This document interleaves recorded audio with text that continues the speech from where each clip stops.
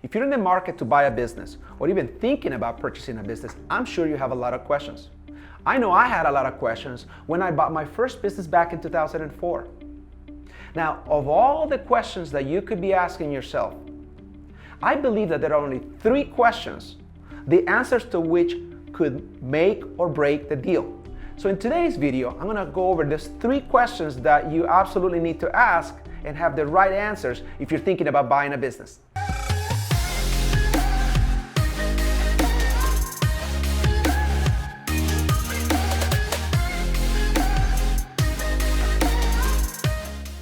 Hey everybody, welcome to my channel. I am your host, Leo Landaverde, business and commercial loan broker, helping you buy and scale a profitable business.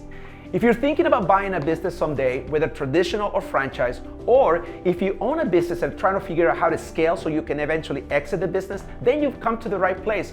Then subscribe to my channel and don't forget to hit the bell and you'll be notified every time a new video comes out. Here are the top 3 questions I believe you should be asking yourself. Number 1, is the price right? In other words, is this a good deal? Number 2, how motivated is the seller to sell? Not all sellers are motivated. And number 3, is the seller flexible on a potential deal structure? Now, let's dive deeper. Okay, so regarding pricing, here are the 3 most common ways to arrive at pricing of a business. So they are annual revenue, what we're gonna say a multiple of revenue, which could be anywhere from half to 3 times or more revenue. It could be multiples of EBITDA, which is short for earnings before interest, taxes, depreciation, and amortization, which is it's a common way of doing that. And the other one is multiples of seller discretionary earnings. There's 3 different ways to value a business. Sometimes it's a combination of both. Sometimes between the broker and the seller, they agree that it's gonna be revenue, a multiple of revenue. Sometimes it's gonna be a multiple EBITDA. Either one combination will work. But you just need to know, a business is only worth what the industry is willing to pay. So you ideally want to buy a business that is a little less than the actual average for all businesses being sold, so you actually get a deal because you make money when you buy, not when you sell. So in this particular scenario that I'm illustrating here, so you have a business that is doing $1 million worth of revenue and it's for sale, and we're going to determine that it's going to be a multiple of revenue, so a half multiple of revenue, which means that the business would sell for $500,000. At a one times revenue, it would be $1 million. 1.5 times revenue would be $1.5 million. 2 times revenue would be $2 million.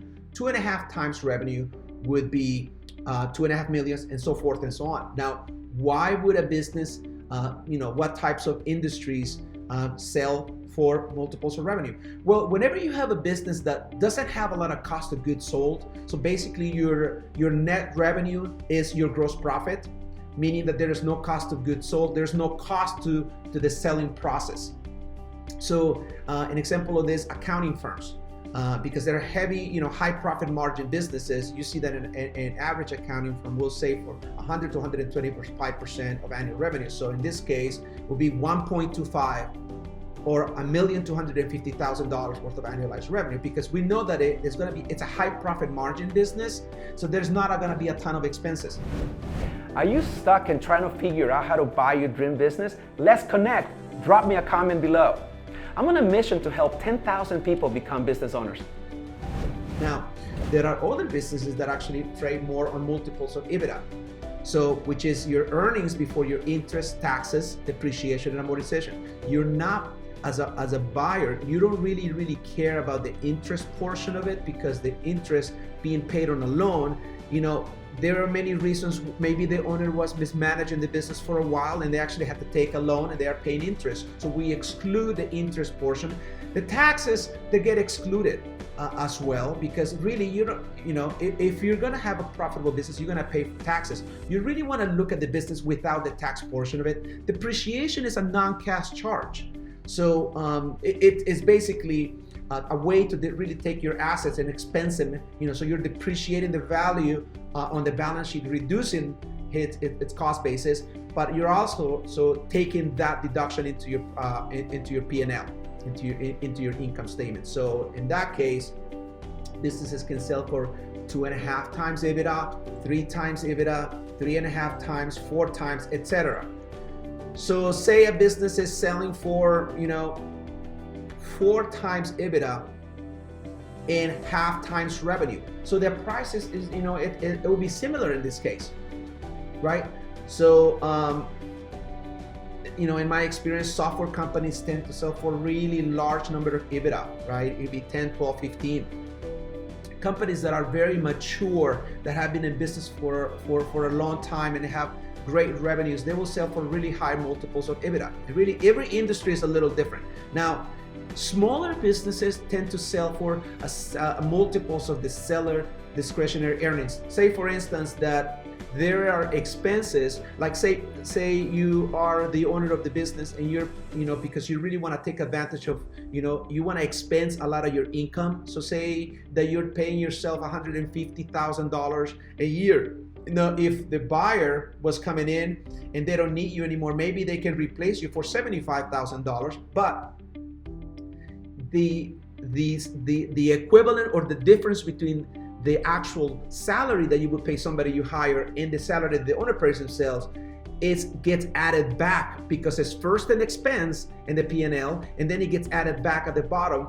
So you really want to assess the true value of the business, because to see how much the owner is not only taking salaries, but what expenses are being run through the business that need to be added back to give you a proper way of value in the business. So in this case, you got 1, 2, 3, 4, 5, 6 times seller discretionary income. Now, if the content of this video has resonated with you, please like and comment below. YouTube loves interaction, particularly your comments mean a lot. And so I read and respond to every comment every day because I really want that kind of interaction. I'm here to build community. Thank you very much. Over a couple of examples here. So as I said, accounting firms, they can sell for up to 101.25 or even more of annual revenues, 2.2 to 6 times earnings, and 1 to 3 times seller discretionary income. Auto repair shops, they will sell for 25 to 35% of annual sales plus inventory, and inventory is an asset, so that gets added back, and they can also sell for 5 times, 2.3 times to 5 times seller discretionary earnings plus inventory, or 2 to 4 times EBITDA. Medical practice will sell slightly higher than an auto repair because it will sell for 45 to 85% of the annual gross, including inventory. And you're gonna have 2 points, anywhere from 0.75 to 2.75 seller discretionary income plus inventory, or 4 to 5 times EBITDA.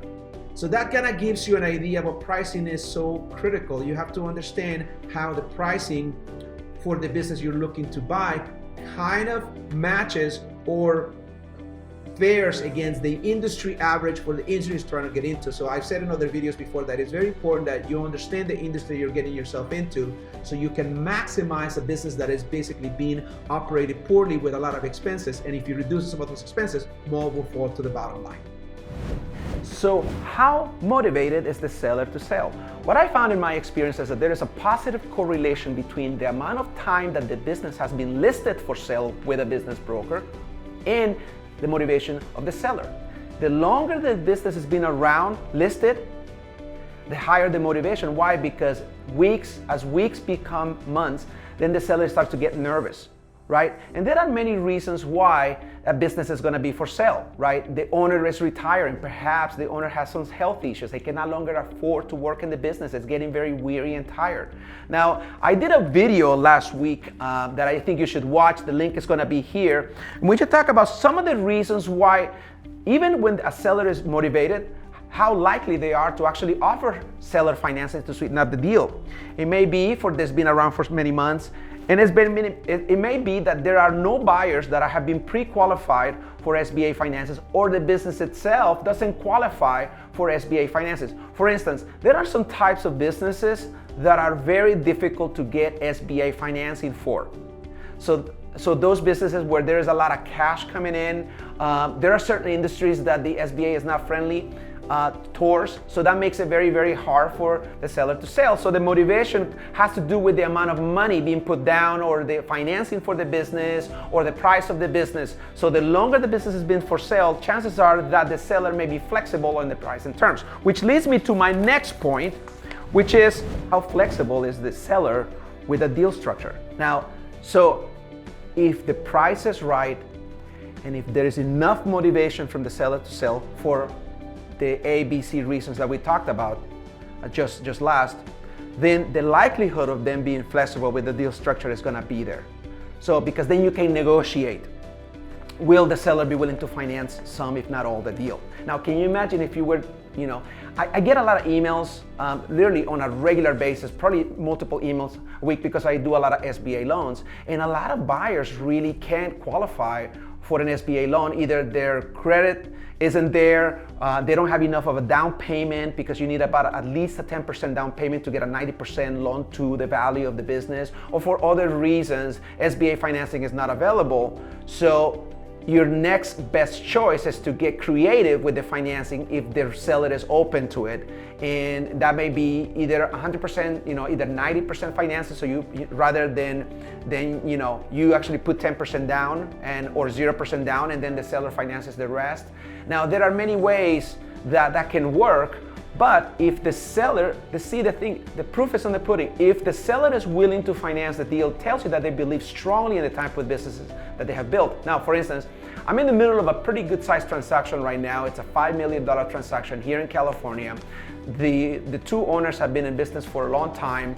This business has produced 20 cents on the dollar. It's basically making $1 million every year, and they're willing to sell their business, and they're willing to carry some of the finances because they know that their business is like a cash machine. It's rather predictable, and it's grown year over year, 5 to 7%, and they just really want to cash out. They just really want to do something else. So if the seller is willing to finance, it tells you that they really believe in the model, and that's how you have a deal. So let me know if this was helpful. Please comment below, but I hope this video was helpful to you. Thank you so much for letting me share. For a limited time, I am giving away 2 of my biggest resources, my Advanced Growth Plan template, as well as my Financial Projections Workbook.